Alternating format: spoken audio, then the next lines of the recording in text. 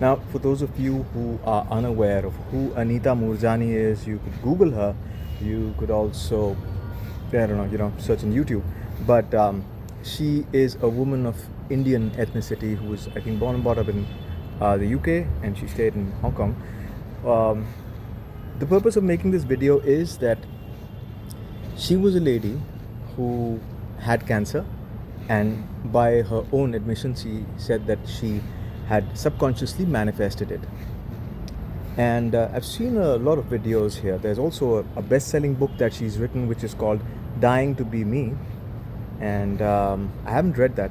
But if I just sum it up, it says that she was dead and she went on the other side and she came back.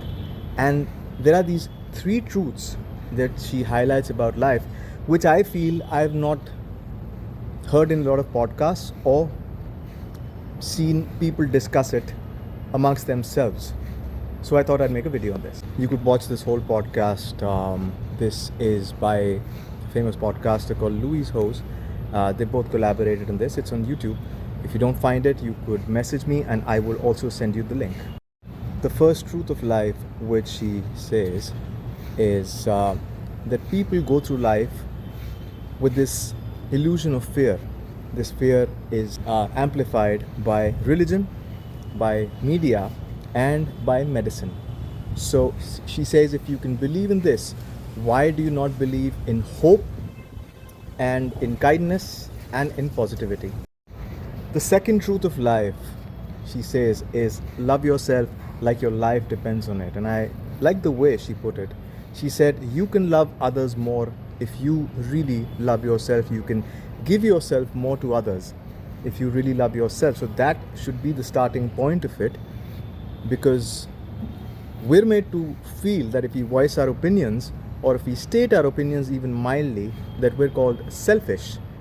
But it's not being selfish, it is just thinking about yourself and loving yourself. And the final truth of life is, which she says, is to raise your vibe.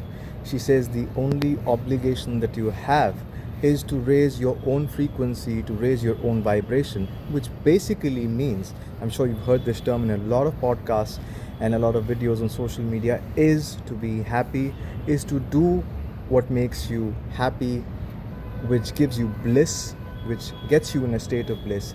If you're able to do that, then that energy either ways is contagious, and there is an exchange of energies. She says that when she died is when she realized that we are just pure state, we're pure consciousness. Without this body, the soul is pure consciousness. So why do we do this when we're alive, when we are in our bodies? Why do we treat our own happiness or being in a state of bliss as a crime?